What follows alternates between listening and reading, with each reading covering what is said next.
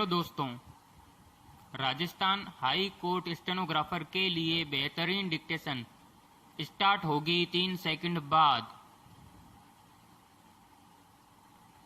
Start. न्यायालय का अवमानना अधिनियम 1971 के अनुसार न्यायालय की अवमानना का अर्थ किसी न्यायालय की गरिमा तथा उसके अधिकारों के प्रति अनादर प्रदर्शित करना है। विराम।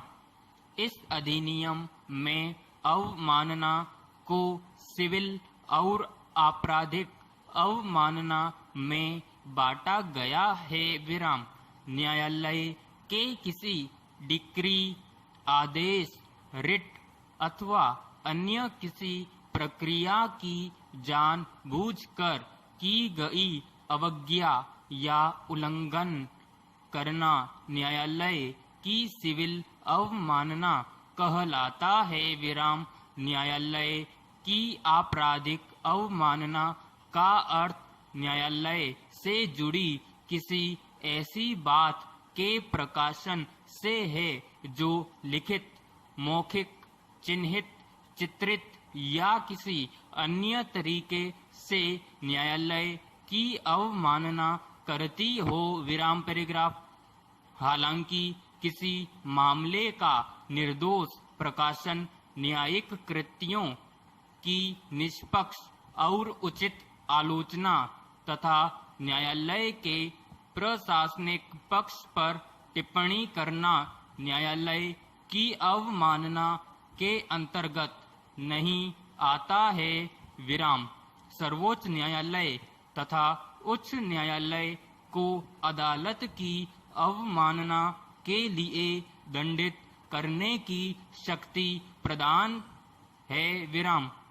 यह दंड 6 महीने का साधारण कारावास या 2000 रुपये तक का जुर्माना या दोनों एक साथ हो सकता है। विराम।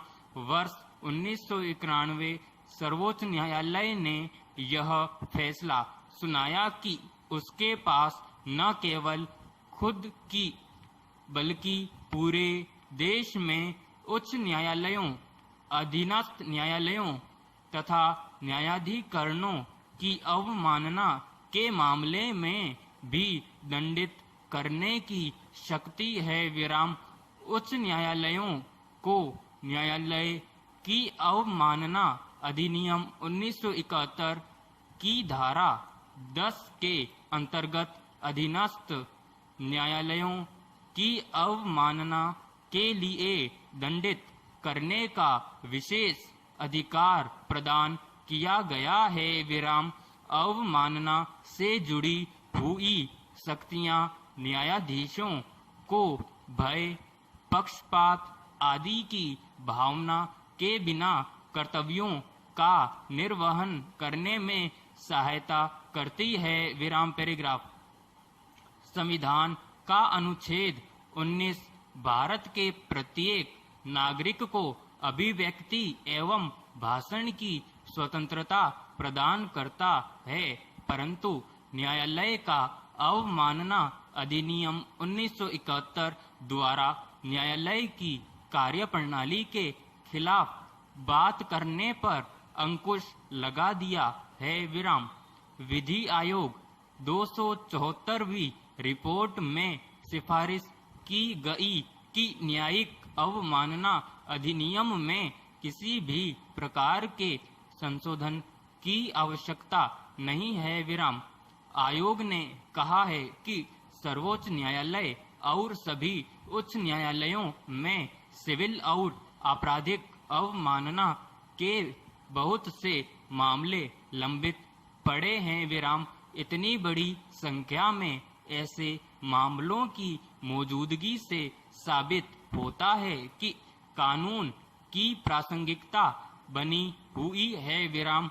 आयोग ने कहा कि सर्वोच्च न्यायालय और उच्च न्यायालय को अवमानना से जुड़ी शक्तियां संविधान से मिली हुई है। विराम। अधिनियम सिर्फ अवमानना की जांच और दंड के संबंध में न्यायिक प्रक्रिया को रेखांकित करता है विराम। इसलिए अधिनियम के संशोधन या उसे समाप्त करने की आवश्यकता नहीं है विराम।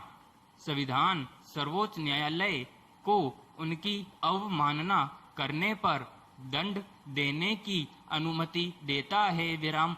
इसके अतिरिक्त अधिनियम उच्च न्यायालयों को इस बात की अनुमति देता है कि वे अधीनस्थ न्यायालयों की अवमानना करने पर किसी को भी दंड दे सकते हैं विराम। आयोग का मत है कि यदि अवमानना की परिभाषा को सीमित किया जाएगा तो अधीनस्थ न्यायालय प्रभावित होंगे, चूंकि उनके पास अपनी अवमानना के मामलों से निपटने का कोई उपाय नहीं है विराम।